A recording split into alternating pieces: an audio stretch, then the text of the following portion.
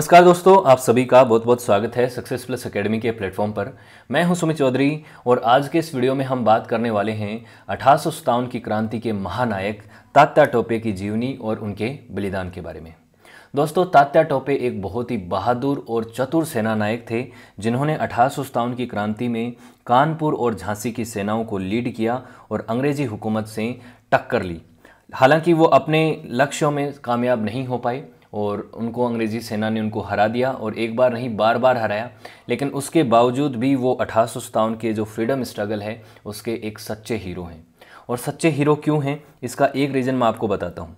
देखिए, जब भी 1857 की क्रांति की बात होती है तो उन जितने भी लीडर्स ने उसमें पार्टिसिपेट लिया उनके लिए एक बात कही जाती है कि उन सभी का लक्ष्य एक नहीं था। सभी का लक्ष्य ये नहीं था कि हमें भारत को आज़ाद कराना है और अंग्रेजी हुकूमत को यहाँ से निकाल फेंकना है, ये टारगेट नहीं था। बहुत सारे लोग अपने अपने लक्ष्यों के लिए लड़ रहे थे। कोई अपनी पेशवाई के लिए लड़ रहा था, कोई अपने राज्य को बचाने के लिए लड़ रहा था, कोई राजशाही गद्दी के लिए लड़ रहा था, कोई अपनी जमींदारी के लिए लड़ रहा था। सैनिक जो हैं वो उनके साथ दोगला व्यवहार हो रहा था उसके लिए लड़ रहे थे। तो सबका अपना अपना रीजन था। हालांकि बहुत सारे लोग ऐसे भी थे जो देश की आज़ादी के लिए भी लड़ रहे थे, लेकिन ज़्यादातर लोगों के जो लक्ष्य हैं वो अलग अलग थे, सेल्फ मोटिवेटेड थे। उनके एक यूनिफाइड उनका रीजन नहीं था। लेकिन जब बात आती है तात्या टोपे की, तो ये बात ठीक है कि तात्या टोपे ने कानपुर में नाना साहब की आर्मी को लीड किया और झांसी में महारानी लक्ष्मीबाई की आर्मी को लीड किया।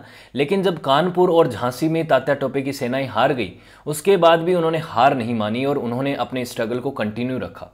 वो जहाँ भी जाते थे वो अंग्रेजी हुकूमत के खिलाफ रिबेल करने के लिए लोगों को प्रोत्साहित करते थे। उनको बार बार ये चीज़ों का एहसास दिलाते थे कि अंग्रेजी सेना जो है, अंग्रेजी हुकूमत जो है उनके लिए कितनी ख़राब है। तो एक सच्चे फ्रीडम फाइटर थे जो चाहते थे कि अंग्रेजी सेना, अंग्रेजी हुकूमत का यहाँ से तख्ता उलट हो जाए पूरी तरीके से। तो इस तरीके के लीडर थे, इसीलिए ये एक सच्चे फ्रीडम फाइटर हैं और इनको आने वाले समय में सभी ने फॉलो किया। जो भी लोग, इन्होंने सबको प्रेरणा दी जो भी आने वाले समय में फ्रीडम फाइटर हुए उनको। तो देखिए, तात्या टोपे इनका नाम बाद में पड़ा। एक्चुअल में इनका नाम था रामचंद्र पांडुरंगा। रामचंद्र पांडुरंगा इनका नाम था। जन्म हुआ इनका 1814 में नासिक डिस्ट्रिक्ट में, महाराष्ट्र में। वशिष्ठ ब्राह्मण फैमिली में, मराठा वशिष्ठ ब्राह्मण फैमिली में ये पैदा हुए। इनके पिता का नाम था पांडुराव टोपे और माँ का नाम था रुक्मणीबाई। और तात्या टोपे का मतलब होता है कमांडिंग ऑफिसर। तात्या का मतलब होता है कमांडिंग ऑफिसर, तो इनको बाद में तात्या टोपे ही बोला जाने लग गया। रामचंद्र पांडुरंगा कोई इनको नहीं बोलता था, ठीक है। और ऐसा माना जाता है कि नाना साहिब जो हैं, जो पेशवा के बेटे जो थे, पेशवा बाजीराव सेकंड के जो बेटे थे, जो गोद लिए हुए बेटे थे, जिनका नाम धोंदू पंत था, उन्होंने इनको तात्या की उपाधि दी थी जब इनके साथ ये काम करते थे, इनके काम से प्रसन्न होके, ठीक है। अब बात आती है इनकी अर्ली लाइफ की, शुरुआती जीवन कैसा बीता। देखिए, 1818 में क्या इवेंट हुआ था। 1818 में होता है थर्ड एंग्लो मराठा वॉर, तीसरा आंग्ल मराठा युद्ध, जिसमें अंग्रेजी सेना ने ये जो मराठों की आर्मी थी इसको हरा दिया और यहाँ से जो मराठा का जो पद था उसको पूरी तरीके से समाप्त कर दिया और कहा मराठा जो है ये पुणे में नहीं रहेगा। पेशवा बाजीराव सेकंड को बिठूर भेज दिया, कानपुर के पास भेज दिया और वहाँ पे जाओ और आपको पेंशन दे दी जाएगी, आप पेंशन पे अपनी लाइफ को स्पेंड करो, अब आपका पॉलिटिकल इन्फ्लुएंस खत्म हो गया है। ये चीज़ कर दी तीसरे एंग्लो मराठा वॉर में। तो ये यहाँ पे चले गए, बाजीराव सेकंड बिठूर में चले गए और बिठूर में जाने के बाद जो पांडुराव हैं, जो तात्या के पिता हैं, वो भी इनके साथ चले गए और इनके कोर्ट में वहाँ पे रहने लग गए। तो पेशवा नहीं रहे थे अब ये, हालांकि वैसे तो, लेकिन पेशवा इनकी साथ में लगता है, तो बाजीराव सेकंड के साथ थे। उसके बाद पेशवा बाजीराव सेकंड का कोई खुद का कोई बेटा नहीं था, उनका अडोप्टेड बेटा था जिसको नाना साहब के नाम से जानते हैं, वैसे उनका धोंदू पंत भी नाम था। तो ये दोनों जो हैं बचपन में ही मिले। इस समय 4 साल के थे, 4 साल के थे तात्या टोपे। आप जानते हैं 1814 में तो जन्म हुआ, तो 4 साल के थे तो वहाँ बिठूर में शिफ्ट हो गए। बिठूर में शिफ्ट हुए उस समय ये जो नाना साहब जो है और जो तात्या टोपे है ये दोनों दोस्त बन गए, क्योंकि दोनों बच्चे थे, इनकी अच्छी दोस्ती बनने लग गई। और उसके बाद ये धीरे धीरे करके एसोसिएट भी रहे। आने वाले समय में कोर्ट के काम भी साथ साथ में करते थे। अभी भी वैसे इतना ज़्यादा कोर्ट का काम तो रहता नहीं था क्योंकि पेंशन पे थे, लेकिन फिर भी पेशवा का पद था एक समय पे, तो थोड़ा उनका माहौल तो था। अब बात आती है, देखिए आगे आने वाला जो जीवन है वो इतना इंपॉर्टेंट नहीं है, मेन बात आती है 1857 में। 1857 का जो क्रांति जो शुरू हुई वो आप जानते हैं मेरठ में पहले तो जो मंगल पांडे वाला इंसिडेंट हुआ था वो हुआ, लेकिन उसके बाद मेरठ की जो छावनी है वहाँ पे बड़े स्केल पे एक तरीके से रिबेलियंस ने पार्टिसिपेट किया था। उसके बाद कानपुर में भी इस रिबेलियन की हवा पहुंची, और कानपुर ने 1857 की क्रांति में पार्टिसिपेट क्यों किया उसका कारण जानिए। देखिए, पेशवा बाजीराव सेकंड को तो पेंशन दे रहे थे ब्रिटिशर्स, लेकिन उसके बाद डॉक्ट्रिन ऑफ लैप्स की पॉलिसी आ गई थी, आप जानते हैं, जो कि लॉर्ड डलहौजी लेके आया था। लॉर्ड डलहौजी ने कहा कि जो भी गोद लिया हुआ बेटा है उसको जो भी राजा है उसका हेयर नहीं माना जाएगा, उसका वो नहीं माना जाएगा, उसका एक तरीके से हेयर मान सकते हैं ना, आप समझते हैं हेयर मतलब उसको वो ओहदा नहीं मिलेगा जो कि उसको बाप को मिल रहा था। तो अगर सगा बेटा है तो ही उसको पेंशन मिलेगी, तो ही उसको राज्य मिलेगा, और चीज़ें नहीं मिलेंगी। तो इनका पेशवा बाजीराव सेकंड का तो खुद का तो बेटा था नहीं, तो नाना साहब को पेंशन मिलनी चाहिए थी, लेकिन नाना साहब को पेंशन देने के लिए मना कर दिया ब्रिटिशर्स ने, और इसी की वजह से नाना साहब नाराज़ थे। और नाना साहब ने भी इस 1857 की क्रांति के अंदर वो क्या बोलते हैं कि बहती गंगा में हाथ धोने वाली बात है कि इन्होंने भी पार्टिसिपेट कर लिया, और कानपुर में भी जो है रिबेलियन का बिगुल बज गया। 5 जून 1857 को नाना साहब और उनकी आर्मी ने, जिसको तात्या टोपे लीड कर रहे थे, इस रिबेलियन में पार्टिसिपेट करना शुरू कर दिया, और शुरुआती समय में बहुत ही आसानी से यहाँ पे ब्रिटिश सेना को इन्होंने हरा दिया, क्योंकि नाना साहब की आर्मी बड़ी थी और यहाँ पे ब्रिटिशर्स ज़्यादा थे भी नहीं। और यहाँ पे उस समय कानपुर बोलते थे इसको, कानपुर के अंदर ब्रिटिश हुकूमत को नहीं, ब्रिटिश आर्मी को सरेंडर करना पड़ा 25 जून 1857 को, और उसके बाद नाना साहब को पेशवा डिक्लेयर कर दिया गया यहाँ पे कानपुर में। अब उसके बाद क्या होता है आगे चल के, ये जनरल हैकलो जो है इसको 2 बार हराया था नाना साहब की सेना ने, यानी तात्या टोपे जिसके कमांडिंग ऑफिसर थे उस आर्मी ने इसको 2 बार हराया, लेकिन 3 बार इन्होंने इसको हरा दिया। क्या कर दिया, general fest Nana's first forces battle before later and finally defeated at third encounter, तीसरे इनकाउंटर में डिफीट कर दिया। उसके बाद क्या होता है, इसी आंदोलन में आगे चलते क्या हो रहा था कि अब ये बिठूर में थे, नाना साहब की आर्मी थी यहाँ पे थी, और उसके बाद एक और बड़ा इंसिडेंट होता है, वो बड़ा इंपॉर्टेंट है कि तात्या टोपे और जब इनकी आर्मी ने हरा दिया था, हराने के बाद जो ब्रिटिश ऑफिसर्स बच गए थे उनको कहा था कि नाना साहब ने तो बोल दिया था कि आप जाओ, आपको हम माफ़ करते हैं, माफ़ क्या करते हैं, एक तरह से आपको मौका देते हैं कि आपने सरेंडर कर दिया तो आप जाओ। लेकिन वहाँ पे उसके बाद एक बड़ा इंसिडेंट होता है, एक बड़ा मसाकरे होता है। उस मसाकरे में जो भी रिबेलियन सिपाही होते हैं वो सब इन यूरोपियन सिपाहियों को मार देते हैं, उनके बच्चे वाइफ सब को मार देते हैं, और ये एक बड़ा इंसिडेंट होता है। कई लोग कहते हैं कि तात्या टोपे का भी इसमें इन्वॉल्वमेंट था। ठीक है, तो इस मसाकरे ऑफ कानपुर में इनका ये 27 जून 1857 को हुआ, और इसको बड़ा प्रोपोगेंडा की तरह इस्तेमाल किया ब्रिटिश हुकूमत ने, और सबको ये कहा कि देखिए भारतीय किस तरीके से हमारे साथ व्यवहार कर रहे हैं, हमारे मतलब सरेंडर करने के बाद भी हमारे साथ इस तरीके को हमें मारा जा रहा है, और उसको इसीलिए हम इस आंदोलन को ब्रूटली सप्रेस करेंगे। और बहुत ही ब्रूटली फिर सप्रेस किया 1857 की क्रांति को। आप जानते हैं मैंने इस पर सेपरेट लेक्चर बना रखा है पूरा, आप जाके देख सकते हैं। तो उसके बाद तात्या टोपे जो हैं उन्होंने नाना साहब की तरह भी काम किया कुछ समय के लिए। जब नाना साहब यहाँ पे नहीं थे, वो चले गए थे कुछ समय के लिए, यहाँ से अवध गए थे तब। तो उसके बाद क्या होता है, तात्या टोपे जो हैं इन्होंने अपनी पोजीशन को बना के रखा, हेनरी हैकलो को बार बार यहाँ पे हराया, और हेनरी हैकलो को मौका नहीं दिया। इस कानपुर का जो आंदोलन है, कानपुर में जो रिबेल चल रहा था, उसको सर कॉलिन कैंपबेल ने आगे चल के हराया है। ये इनको टाइम लग गया, 19 नवंबर 1857 को जाके ये जो है पूरा का पूरा रिबेलियन कानपुर का, इसको अपने कंट्रोल में ले पाए ब्रिटिशर्स, और इस एरिया में इस आंदोलन को सप्रेस कर दिया उन्होंने। तो बहुत लंबा टाइम लग गया, काफ़ी समय 6 से 5-6 महीने लग गए। यहाँ पे कानपुर पे कंट्रोल था तब तक तात्या टोपे और नाना साहब का। अब एक चीज़ होती है, दूसरी तरफ क्या चल रहा था झांसी में। झांसी में भी अल्टीमेटम चल रहा था कि झांसी की महारानी को कह रखा था कि आप अपने महल को खाली करो, और झांसी पे क्या क्या चीज़ें हुई वो मैंने झांसी की महारानी का जो सेपरेट वीडियो बना रखा है, उनकी बायोग्राफी में भी मैंने बताया है आपको, तो वो आप जाके देख सकते हैं। तो जब झांसी के किले के ऊपर अंग्रेज चारों तरफ उसको घेर लेते हैं, तो झांसी की महारानी के पास इतनी सेना नहीं होती है कि वो मतलब पूरी तरीके से उनका सामना कर पाएँ। वो सामना कर रही थी, बहादुरी से लड़ रही थी, लेकिन वो जानती थी कि मेरी सेना के पास इतने रिसोर्सेज और इतना साधन नहीं है कि हम इनका सामना कर पाएँ। तो उन्होंने लेटर लिखा नाना साहब को। अब वो भी नाना साहब के साथ बहुत ज़्यादा इन्वॉल्व थी, पेशवा के जो लोग थे इनके साथ उनके अच्छे रिलेशंस थे, और तात्या टोपे उनके भी मित्र थे बचपन से ही। तो रानी की मदद करने के लिए तात्या टोपे गए। हालांकि जो झांसी का किला था उसको तो अंग्रेजी हुकूमत ने ऑलरेडी फतेह कर दिया था, लेकिन उसके बाद झांसी की महारानी को बचा के, लक्ष्मीबाई को बचा के ये कहाँ चले गए थे? कापली चले गए थे, कापली गई।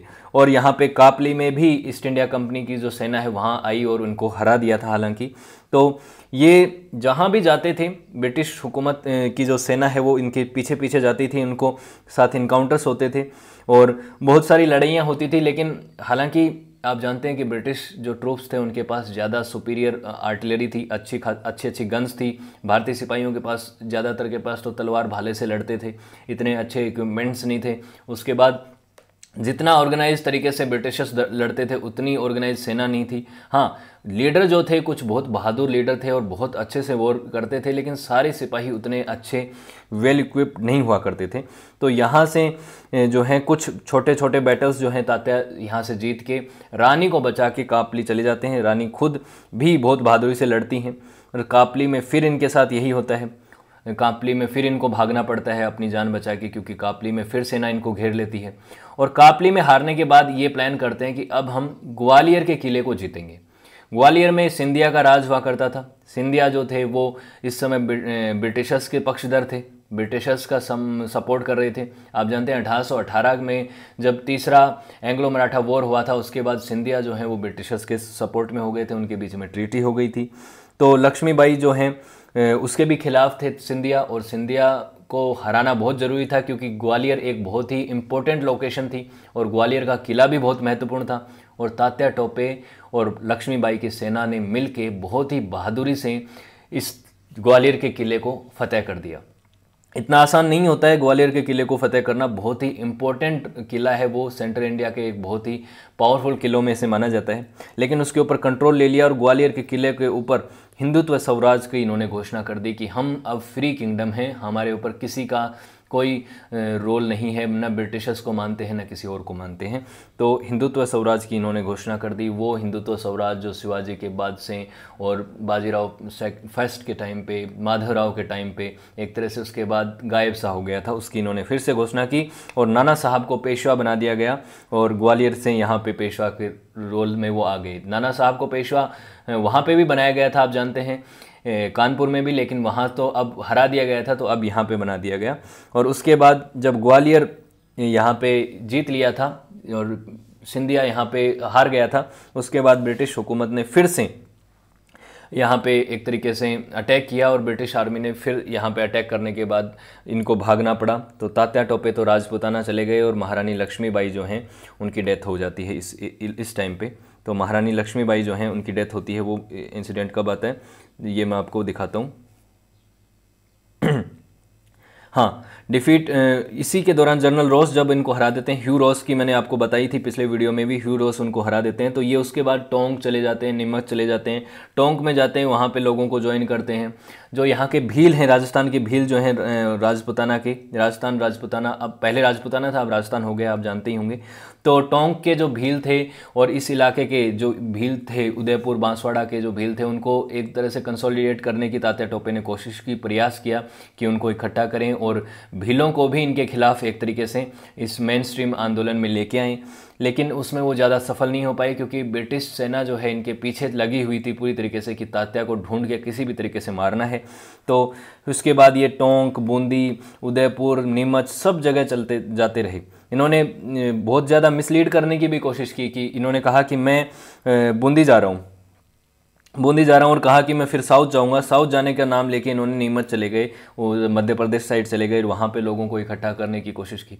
बहुत अपनी तरफ से इन्होंने पूरी कोशिश की कि किसी भी तरीके से मैं लोगों को इकट्ठा करूं और ब्रिटिश हुकूमत के खिलाफ लड़ाई लड़ूं, युद्ध लड़ूं एक बड़े स्केल पे। लेकिन इसमें ज़्यादा वो सफलता उनको मिली नहीं क्योंकि लोग इतना जल्दी जुड़ नहीं पाते हैं और इतनी दूर दूर से लोगों तक संदेश पहुँचाना बहुत मुश्किल काम था उस समय पर, इतने अच्छे रिसोर्सेज इनके पास थे नहीं। फिर कर्नल होम्स ने इनको और पीछा किया, इनका राजपूताना में ये इन्होंने पीछा किया। उसके बाद सांगानेर और भीलवाड़ा के बीच में इनको एक बार फिर से घेर लिया था रिबेल से, ये जो रिबेल फोर्स थी इनकी, इसको फिर से घेर लिया था। और उसके बाद एक छोटा सा फिर बैटल हुआ, उसमें फिर ये निकलने में सफल रहे। फिर ये उदयपुर गए 13 अगस्त को और यहाँ पे एक मंदिर में इन्होंने शरण ली। वहाँ पे भी इनको ज़्यादा वो नहीं रहा, ज़्यादा टाइम नहीं रह पाए क्योंकि इनको फिर भागना पड़ा क्योंकि ब्रिटिश सेना फिर पीछे लगी हुई थी। तो फिर उसके बाद बनास नदी से होते हुए फिर ये चले गए और चंबल नदी से होते हुए झालावाड़ पहुँचे। झारलापाटन जगह जो है वहाँ पे ये पहुँच गए, उस टाउन में पहुँच गए। तो ऐसे करते करते इनको बहुत भागना पड़ा, क्योंकि भागते नहीं तो क्या करते, अकेले इतनी बड़ी सेना का सामना तो कर नहीं सकते थे। तो ये जाना चाहते थे, निकलना चाहते थे कि किसी भी तरीके से मैं किसी ऐसी जगह पे पहुंच जाऊं जहां पे मैं अपने लोगों को इकट्ठा करूं और फिर से अंग्रेज़ों के खिलाफ युद्ध लड़ पाऊं। उसके बाद रानी लक्ष्मीबाई का जब यहाँ पे युद्ध क्षेत्र में ही उनकी जब डेथ हो गई, आप जानते हैं उनकी डेथ के ऊपर भी 2 थ्योरी है, मैंने बताई थी पिछले वीडियो में। तो जब उनकी वो शहीद हो गई तो उसके बाद इनकी लाइफ में एक और बड़ा मतलब सेटबैक था। रानी को ये बहुत पसंद करते थे, जानते थे कि रानी लक्ष्मीबाई कितनी इम्पोर्टेंट हैं झांसी के लिए, और मतलब बचपन से ही जानते थे। तो बचपन उनको एक बहुत बड़ा सेटबैक लगा। उसके बाद इनके पास ज़्यादा सेना बची नहीं थी, बहुत कम छोटी छोटी सेना थी। ब्रिटिशर्स का सामने से मुकाबला करना बहुत मुश्किल था, इसीलिए इन्होंने अपने गोरिल्ला वॉरफेयर टैक्टिक्स से, जो छापामार युद्ध पद्धति है जिससे छुप के ये वॉर करते थे बार बार ब्रिटिशर्स पे, तो बार बार अटैक करते थे और 2500 किलोमीटर के एरिया में अंग्रेज़ों को बार बार घुमाया। सेंट्रल और नॉर्थ इंडिया में इन्होंने घुमाया। ब्रिटिशर्स को 1858 से लेकर अप्रैल 1859 तक अंग्रेज बहुत इनके पीछे पड़े रहे, लेकिन इनके बार बार मतलब इनको पकड़ नहीं पाए। हर बार अंग्रेज़ों को चकमा देकर ये निकलने में सक्षम हो जाते थे। गोरिल्ला वॉरफेयर से उनको बार बार नुकसान भी पहुंचाते थे। लेकिन फाइनली नरवाल के राजा मानसिंह से ये मिले थे जयपुर में, जब ये जा रहे थे एक बार जनवरी 1859 में। तो पैरोन के जंगल्स में जब निकल रहे थे उस समय जो मानसिंह है राजा, उससे नरवाल के राजा से मिले और इनके कोर्ट में कुछ टाइम के लिए रुके। लेकिन इनको क्या पता था कि मानसिंह इनको धोखा दे देगा। मानसिंह ने इनको धोखा दिया और ब्रिटिशर्स के साथ हाथ मिला लिया। और मानसिंह ने क्यों हाथ मिला लिया? मानसिंह ने इसने हाथ मिला लिया क्योंकि ग्वालियर के राजा के साथ मानसिंह के संबंध अच्छे नहीं थे। तो ग्वालियर के राजा से प्रोटेक्शन चाहिए था मानसिंह को। तो अंग्रेज़ों ने कहा हम तुमको प्रोटेक्शन देंगे, तुम्हारी जान को बख्श देंगे, तुम्हारी परिवार को बख्श देंगे, तुम हमें उसके बदले तात्या को हमें सौंप दो। तो तात्या को इन्होंने हैंड ओवर कर दिया ब्रिटिशर्स को। ये एक बात कही जाती है। कई बार इस बात को कुछ हिस्टोरियंस इसमें मतभेद भी रखते हैं, वो क्या कहते हैं मैं बताऊंगा। तो इस बात के हिसाब से ये कहा जाता है कि तात्या टोपे को उसके ही दोस्त मानसिंह ने उसको धोखा दिया और जनरल नेपियर को सौंप दिया। और जनरल नेपियर ने 1859 के 18 अप्रैल 1859 को इनको एग्जीक्यूट कर दिया शिवपुरी में। शिवपुरी में इनको फांसी लगा दी गई और इनकी डेथ हो गई यहाँ पे। कुछ लोग जो और हिस्टोरियंस हैं उनका एक मतभेद ये है कि 1909 तक जिंदा रहे थे तात्या टोपे और 1909 तक कभी पकड़ में ही नहीं आए, कभी भी पकड़ में नहीं आए ब्रिटिशर्स के, और वो अपने आप ही मरे थे। उनकी कोई इनको कभी फांसी नहीं दी गई। तो अलग अलग रीजन्स हैं। इसको ज़्यादा माना जाता है, अप्रैल 1859 वाली चीज़ को ज़्यादा माना जाता है कि इनको फांसी दे दी गई थी।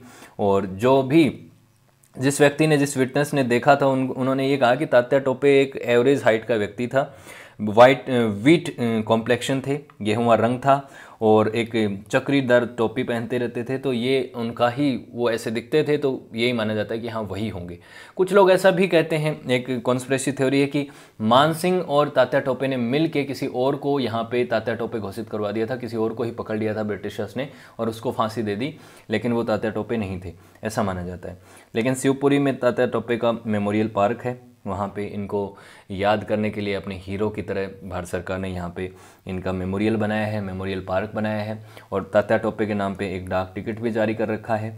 तो तात्या टोपे 1857 की क्रांति में एक बहुत ही बड़े फिगर हैं और बहुत ही इम्पोर्टेंट लीडर हैं, जिन्होंने सच्चे मायने में आज़ादी के लिए लड़ाई लड़ी और अपने कभी भी ब्रिटिशर्स के सामने हार नहीं मानी। चाहे उनको पकड़ के मारा हो अंत में या फिर वो नहीं पकड़ में आए हों, लेकिन उन्होंने कभी हार नहीं मानी। तो होपफुली आपको सारी चीज़ें क्लियर हुई होंगी। वीडियो अगर अच्छा लगा तो आप लाइक और शेयर तो कर सकते हैं, और आने वाली वीडियोस को देखने के लिए चैनल को सब्सक्राइब भी कर सकते हैं।